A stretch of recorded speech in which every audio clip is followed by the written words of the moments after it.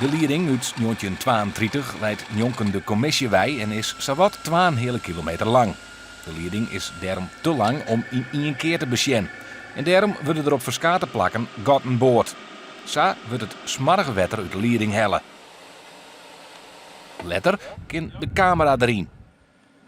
Die camera, daar kunnen we dus in zien dat er overgangen in zitten. Dat er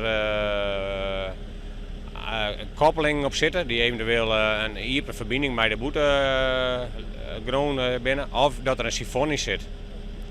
En de sifon wordt vroeger gebruikt ongeveer om 1200 meter heen. Dan als vroeger het stad gaat, er zit heel veel vocht in.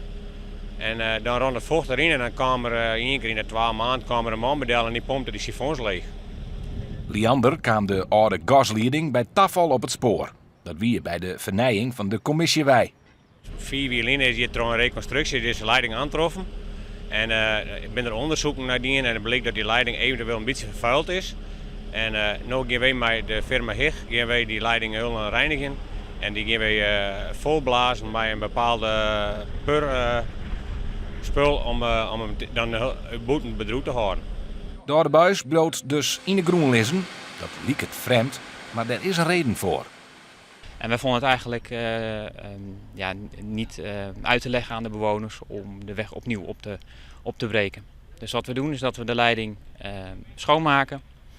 We vullen hem en we laten hem liggen tot het moment dat die Commissiewei misschien weer eens een keer wordt opgeknapt. En dan gaat die leiding alsnog weg.